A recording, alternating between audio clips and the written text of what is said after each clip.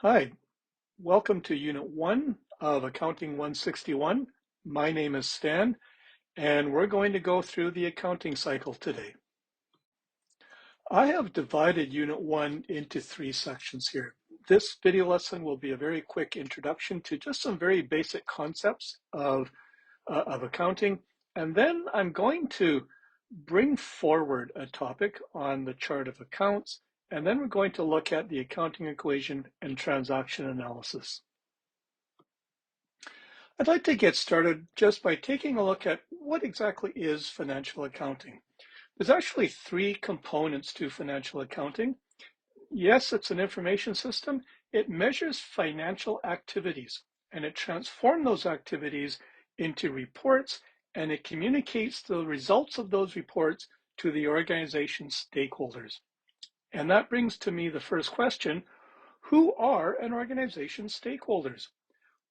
Firstly, are probably the more obvious one, the owners of the company. Sometimes you'll see them also listed as shareholders or investors, and also management. They also need to know how the company is doing uh, in order to plan for future improvements. And in some cases, certain parts of the company's employees may also need to know how the company is doing. But there are also external stakeholders, creditors. If you're looking for a bank loan, for example, banks and bondholders, they will need your financial statements to see how healthy or unhealthy your company is. And of course, government. And increasingly, for public companies who are obligated to release their financial reports every quarter or 3 months, competitors, suppliers, environmental lobby groups, activist investors, all of these are stakeholders in the company who have some role to play in the organization. Before we go any further, I would like to make sure that we understand the 2 main types of accounting. The first kind is the one we're going to look at in this course, is financial accounting. And I mentioned earlier that it is used by both internal as well as external stakeholders. I also want to emphasize, though, that there's another school of accounting known as management accounting, where management will prepare forecasts and budgets to plan for future operations, which is the starting point for financial budgeting. And it's important to note here that the information used in management accounting is for internal stakeholders only. So getting back to financial accounting has a lot of guidelines or regulations. They're known as generally accepted accounting principles.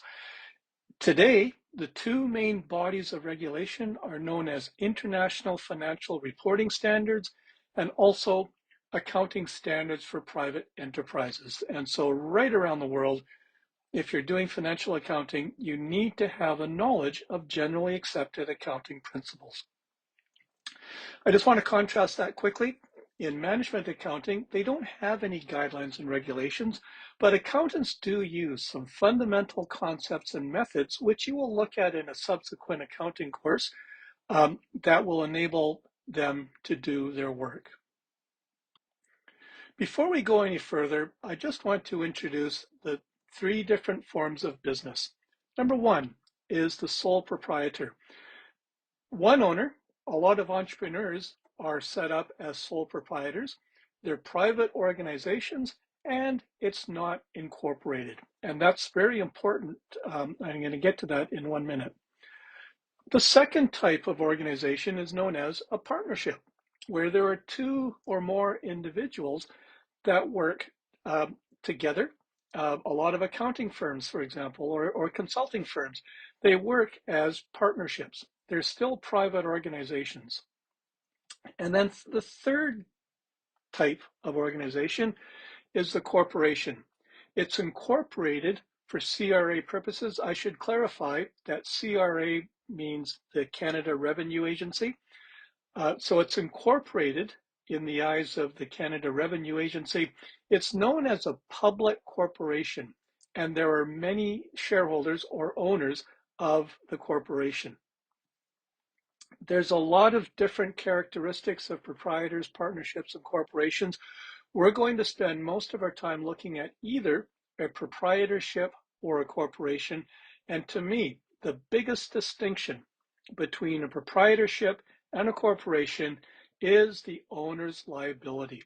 In a proprietorship, you operate under your own name and your liability. For example, if somebody wants to sue you, or if you need to pay a bill, your liability is unlimited and it can utilize your personal assets.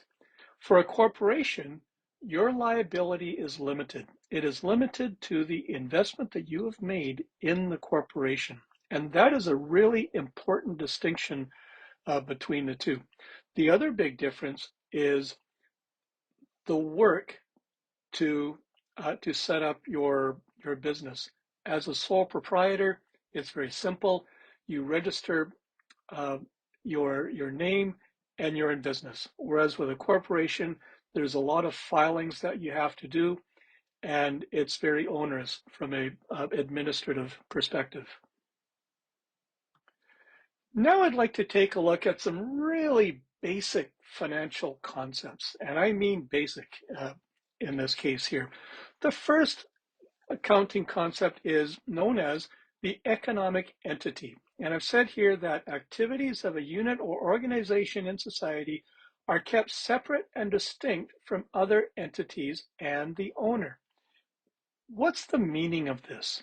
The real meaning of this is that you have to separate your personal activities from your business activities.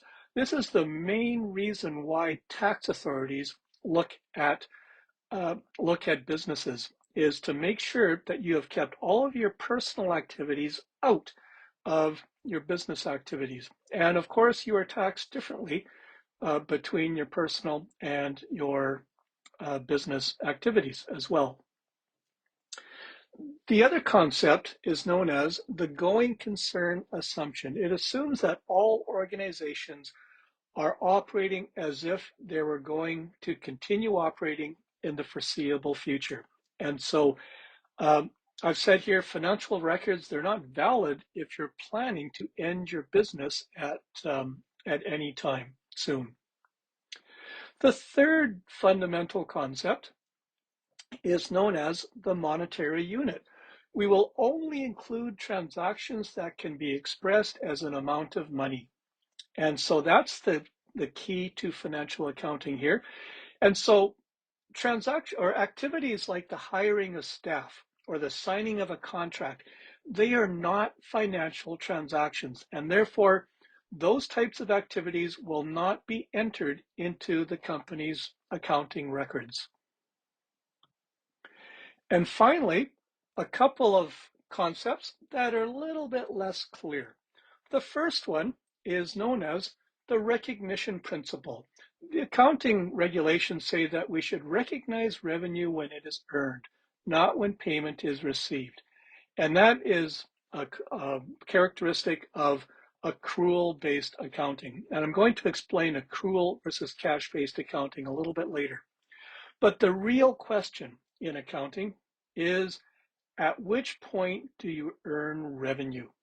And I'll talk more about this a little bit later on, but I'll just say right now, though, that that is actually not very clear.